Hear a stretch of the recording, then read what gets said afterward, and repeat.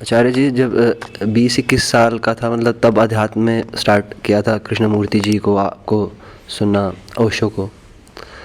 तो उस टाइम मतलब जोश था कि इन जैसा ही बनना है, पर अब हौसले पस्त हो गए। मतलब अब कोई लगता नहीं, अब 1% भी चांस है।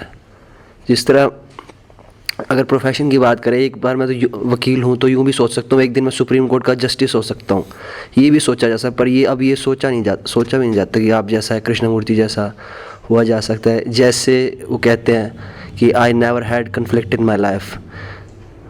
मुझे तो दिन में 85 100 बार कन्फ्लिक्ट होता है हर चीज़ में। मतलब ये कुछ स्पेशल कुछ।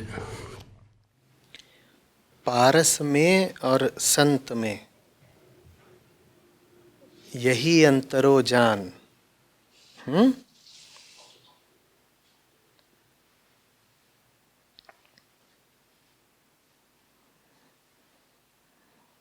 वो लोहा कंचन करे और वो कर दे आप समान।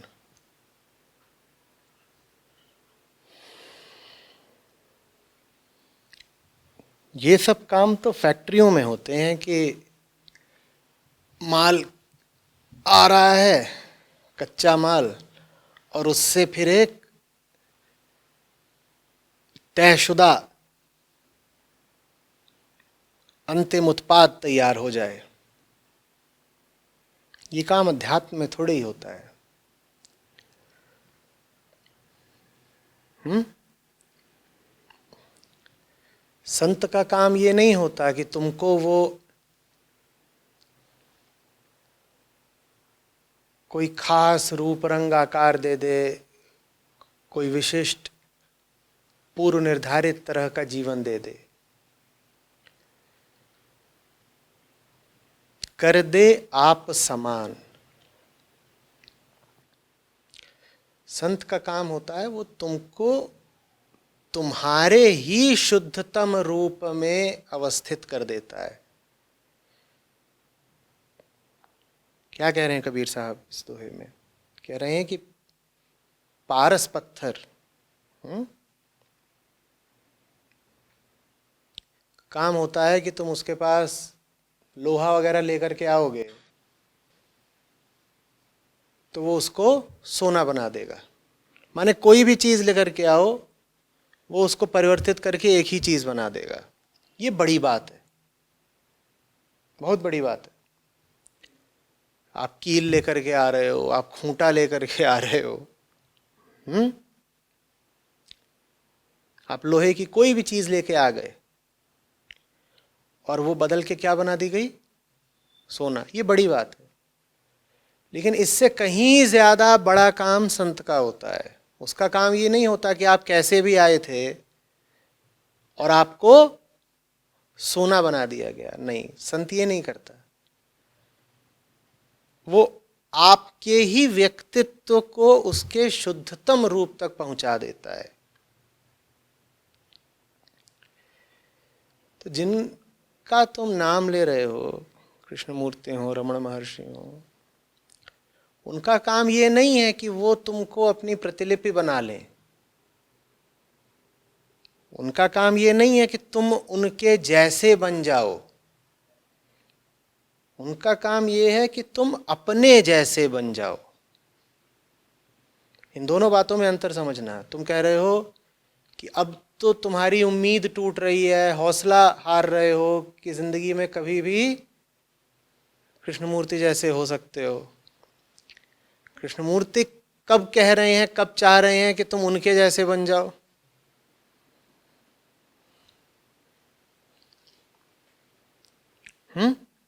और जब तुम कहते हो तुम्हें कृष्णमूर्ति जैसा बनना है, तो तुम्हारे लिए इस शब्द कृष्णमूर्ति का अर्थ क्या है? वही सब ना, कृष्णमूर्ति के विचार, हाव भाव, सोच, बात करने का तरीका, धारणाएं, उनके जैसा मन हो जाए तुम्हारा। तुम कह रहे हो कि उन्होंने कहा कि उन्हें कभी द्वंद्व नहीं होता था, पर तुम्हें कन्फ्लिक्ट रहती है। तो तुम उन्हीं सब चीज़ों की तो नकल करना चाहते हो ना, जो देखी जा सकती हैं, सोची जा सकती हैं, सुनी पकड़ी जा सकती हैं। इन सब चीजों का तो नाम ही कृष्ण मूर्ति नहीं है।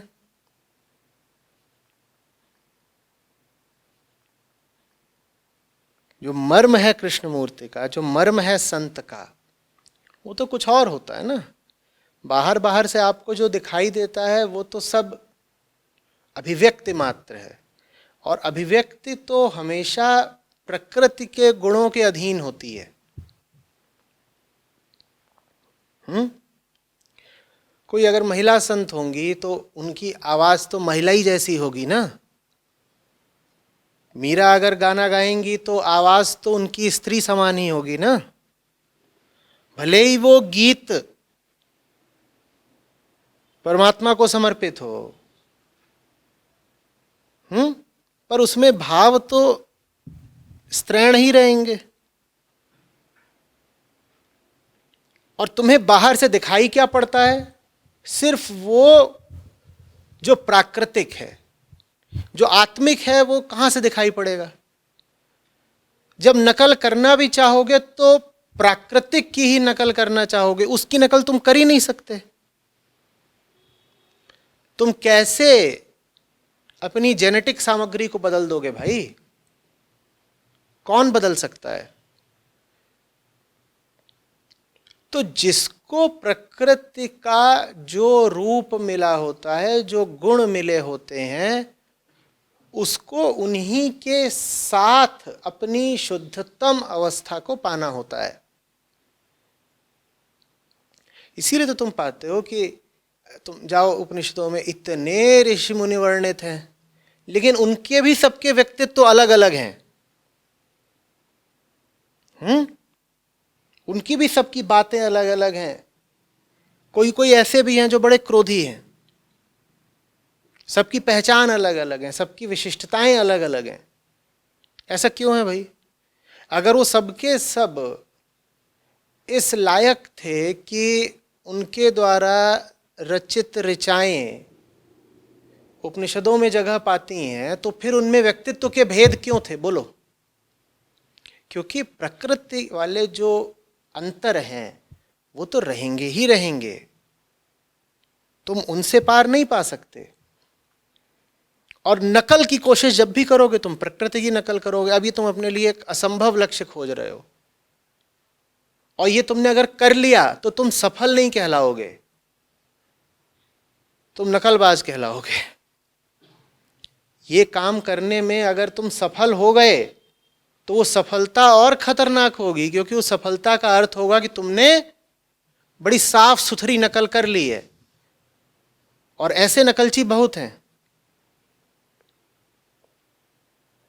तुम उनको दूर से ही देख के कह दोगे कोई चला आ रहा है बहुत पहुंचा हुआ महाज्ञानी, या उनकी वेशभूषा देखोगे तो कहोगे आ रहे हैं कोई पीर पैगंबर आ रहे हैं, कोई महागुरु हैं। तुम्हें ये दूर से ही कैसे पता चल जाता है किसी को देख करके कि ये महागुरु चले आ रहे हैं? कैसे पता चल जाता है? क्योंकि उन्होंने बहुत बढ़िया तरीके से नकल कर ली है। नकल किन लोगों की कर ली है? जो अतीत में गुरु वगैरह कहलाए। तो बिना जांचे, बिना परखे, बिना किसी बात के ही मन अपने आलस में तुरंत ये निष्कर्ष निकाल लेता है आसानी से कि ये भी गुरुदेव ही चले आ रहे हैं, भले हो कुछ ना। वही करने की मन को बड़ी लालसा रहती है। वही लालसा तुम अपने सवाल में अभिव्यक्त कर रहे हो।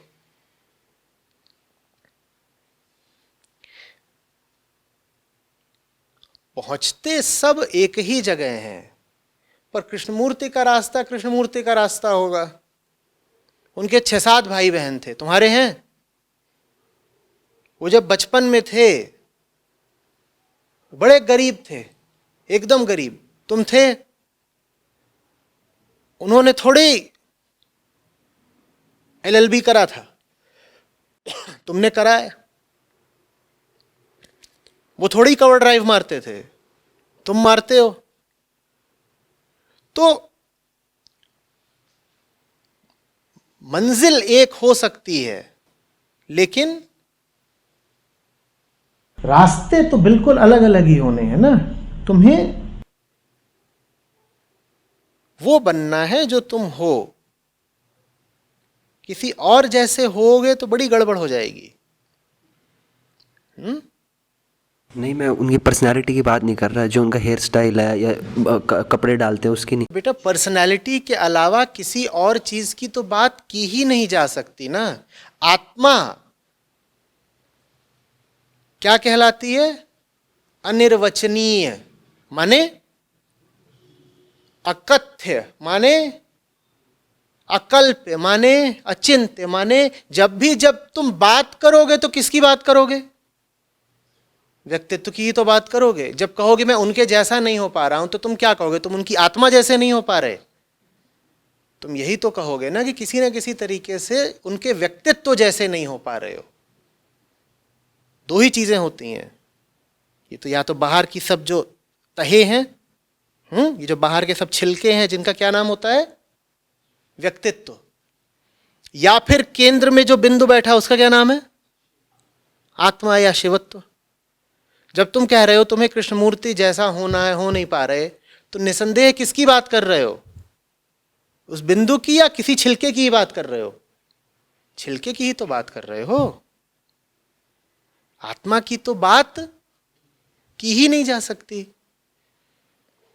नहीं, जिस लव की बात करते हैं और वो कहते हैं have you ever had a thought without your vested self interest. हमेशा मुझे थॉट तो अपने इंटरेस्ट के लिए आते हैं, चाहे कोई जिए मरे। हाँ, तो ये जो चीज है वो यात्रा से संबंधित है तुम्हारी, वो साधना से संबंधित है तुम्हारी। उसके लिए फिर तुम्हें उतनी ही साधना करनी पड़ेगी जितनी कृष्णमूर्ति ने करी, जितनी और मनीषियों ने करी। करो। वो तो ताउम्र सच की ही साधना में रत रहे, तुम्हें भी होना पड़ेगा।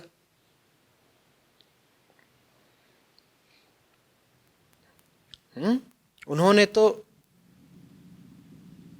दुनियावी आचार विचार को बहुत तवज्जो दी नहीं, तुम्हें भी कम करनी पड़ेगी। पर ये सब बातें भी देखो बहुत हद तक स्थितियों पर आश्रित होती हैं। उनकी स्थिति ऐसी थी कि उन्हें बहुत ज़रूरत भी नहीं थी दुनियावी चीज़ों का ख्याल करने की। एनी बीसेंट ने उन्हें गोद ले लिया था। अब उनका रहना, खाना, पीना, परवरिश, शिक्षा सब थियोसॉफिकल सोसाइटी करा रही थी।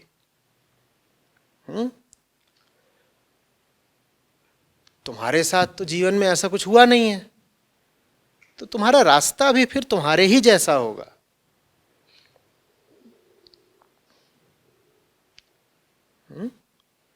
हाँ, इतना याद रखना कि रास्ते सबके अलग अलग भले ही हों, पर मंजिल एक है और रास्तों पर चलने का श्रम भी सबको अकेले ही करना पड़ता है। श्रम में अंतर नहीं पाओगे। बाधाएं तुम्हें भी झेलनी पड़ेंगी, बाधाएं इनको भी झेलनी पड़ेंगी, बाधाएं हर व्यक्ति को झेलनी पड़ेंगी, क्योंकि जो चल रहा है ना रास्ते पर, वो रास्ते पर अपने खिलाफ बाधा खुद ही है। ये जो चल रहा है रास्ते पर वो खुद ही अपने खिलाफ बाधा है। तो चलने वाले की मौजूदगी से ही ये तय हो जाता है कि चलने वाले को बाधाओं का सामना भी करना पड़ेगा। चलने वाला मौजूद है माने बाधा मौजूद है, तो बाधा तो झेलनी पड़ेगी। झेलो, आगे बढ़ो। अभी तुमने श्रम ही कितना करा है? अभी कितनी मेहनत कर ली है? जिस मुक्ति को चाहते हो उसको क्या इतना सस्ता समझ लिया है कि आसानी से मिल जाएगी? तुम्हें हताश होने का भी हक क्या है ये बताओ ना। कोई छोटी सी चीज हो उसके लिए कोई आदमी साल 2 साल कोशिश करे, ना मिले तो उसे शिकायत करने का कुछ अधिकार भी है कि ये छोटी सी चीज है, इसके लिए 2 साल लगे रहे, देखो मिली नहीं। अब मन में शिकायत आ रही है। पर तुम किसी अथाह चीज की ओर बढ़ो, किसी ऐसी चीज की ओर बढ़ो जो अमूल्य है। मैं तुम्हारी जान बचने की बात कर रहा हूं। जान बचने की क्या कीमत लगाओगे? अमूल्य ही तो है ना वो। कि जन्म बच गया, नहीं तो जन्म ही बर्बाद हो जाता। तो तुम इस अमूल्य चीज की ओर बढ़ो और वो तुमको साल 2 साल में न मिले और तुम शिकायत करने लग जाओ, तो इसका मतलब है कि तुम उस अमूल्य चीज को अमूल्य मानते ही नहीं। तुम कह रहे हो ऐसे ही छोटी मोटी सस्ती चीज है, मिल जानी चाहिए थी, साल भर की मेहनत में मिली क्यों नहीं? ये नाइंसाफी हुई है हमारे साथ। भाई इतनी छोटी सी तो चीज है, अभी तक मिली क्यों नहीं? तुम 40 साल भी मेहनत कर लो और तब भी ना मिले, तुम्हें शिकायत करने का हक तब भी नहीं है। वो चीज इतनी बड़ी है। नहीं, ये भी एक तरह का फिर एस्केपिज्म हुआ ना, आज से 40 साल मेहनत करता रहूं फिर हो जाएगा। ये कोई वो तो ये जब है ही टाइमलेस, तो अ, अभी मैं क्यों नहीं ध्यान से देख सकता उसको। तुम्हें अगर वो चीज चाहिए ही नहीं होगी तभी तो तुम उसकी प्राप्ति से एस्केप करोगे ना। एस्केप करने का अर्थ तुम ये कह रहे हो कि कोई पूरी मेहनत ही ना करे पाने में, कोई 40 साल तक यूं ही सतही उथला श्रम करता रहे और फिर 40 साल बाद कहे मुझे तो इसलिए नहीं मिली क्योंकि चीज ही बहुत बड़ी है, ऊंची है। तो ये बहाना वो किसको दे रहा है? ये बहाना वो किसको बता रहा है? कोर्ट के जज को। वो बेवकूफ बना रहा है ना। वो किसको बना रहा है बेवकूफ? कोर्ट के जज को। मान लो किसी को उसने बना भी लिया बेवकूफ, पर वो जो चीज उसे चाहिए थी वो किसके लिए चाहिए थी? उसके लिए या इसके लिए? किसी दूसरे के लिए चाहिए थी या अपने लिए? तो तुम बना लो दूसरे को बेवकूफ, ये कह के कि नहीं मैंने तो कोशिश पूरी की, मैंने 40 साल लगाए फिर भी नहीं मिली। दूसरा मान भी जाएगा। दूसरे का क्या जाता है? वो चीज तुमको चाहिए थी तुम्हारी अपनी मुक्ति के लिए, तुम्हें ही नहीं चाहिए तो काय को मिलेगी? नहीं, जैसे वो कहते हैं if there is sorrow, jealousy, envy, जो कुछ भी है, see it, be it aware of it, and in that awareness there is ending of it. Ending तो कभी होती नहीं ना। एंडिंग इसलिए नहीं होती क्योंकि उसका जो तुम्हारा देखना है वही पूरा नहीं है, वही सफाई के साथ नहीं है।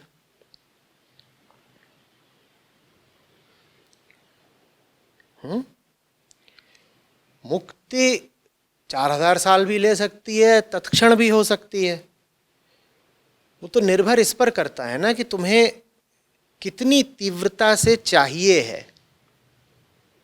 कहा करते थे कृष्णमूर्ति, कहते थे कि इस हॉल में मैं बोल रहा हूं और अगर तुम मुझे ध्यान से सुन रहे हो तो ये संभव है कि तुम यहां से ही पूरी तरह से परिवर्तित होकर निकलो। इसके बाद तुम्हें किसी को कभी भी सुनने की जरूरत ही ना पड़े। लेकिन ऐसा होगा तो लाख में किसी एक के साथ ही। किसके साथ होगा? जो उतना ज्यादा आतुर होगा मुक्ति के लिए। जैसे ज़ेन कुआन होते हैं ना, कि भिक्षु चला जा रहा था और एक औरत दिखी, उसने उससे पूछा कि ये कौन सी जगह है? और औरत बोलती है कि ये पेड़ है, इसको देख लो। और इतना सुन करके उस भिक्षु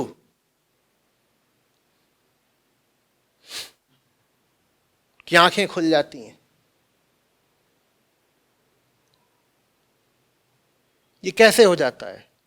ये जो त्वरित निर्वाण है, इंस्टेंट इनलाइटनमेंट, ये कैसे हो जाता है? इसी की तो बात कृष्णमूर्ति भी करते थे। ये तब हो जाता है जब पहले से ही तुमने इतनी तैयारी कर रखी हो। जैसे कि मैं इसको ले आकर के बिल्कुल यहां रख दूं किनारे पर, मेज के मुहाने पर, और फिर हल्का सा भी धक्का दे दूं तो क्या होगा? ये गिर जाएगा। इसका मतलब ये नहीं है कि मेरे धक्के में बहुत दम था। इसका मतलब ये है कि इसने गिरने की तैयारी पूरी पूरी कर रखी थी। तैयारी पूरी पूरी कर रखी थी। उसके बाद ये जा करके बैठ गया कृष्णमूर्ति की मेज पर। कृष्णमूर्ति ने फूंक मारी, वो उड़ गया आकाश में। उसका अहम विलीन हो गया। ऐसा सिर्फ उनके साथ होगा जिन्होंने इतनी ज्यादा अपने भीतर आग जला रखी है, जो बिल्कुल छटपटाए बैठे हैं कि या तो मुक्ति दे दो नहीं तो मौत। उनके साथ होगा। जिनके लिए अभी जिंदगी में सुकून है, चैन है, जो इधर उधर अभी खुशियां मना रहे हैं, उनके साथ ये थोड़ा ही होगा कि वो कृष्णमूर्ति के पास आए ऐसे ही घूमते टहलते और उनको ज़बरदस्ती की मुक्ति मिल गई। अब वो बेचारे घबरा रहे हैं, परेशान हो रहे हैं, कहने यार ये बैठे बिठाए आफत गले पड़ गई है, देखो मुक्ति दे दी है, चाहिए भी नहीं थी, हम तो यूं ही आ गए थे, पोस्टर लगा देखा, लगा चलो भाई ऐसे ही निःशुल्क सत्र हो रहा है, जाके बैठ जाते हैं। और वहाँ बताओ क्या करा, मुंह खोला और फट से मुक्ति ठूस दी। अब गले में फंस गई है मुक्ति, न निगलते बन रही है ना उगलते बन रही है। पूरी कीमत अदा करनी पड़ती है ना, वो भी अग्रिम भुगतान, एडवांस पेमेंट। उसके बाद जो वहां जाकर के बैठेगा ऐसे बैठ जाएगा और वो मारेंगे फूंक, फू उड़ जाएगा। आ रही बात समझ में?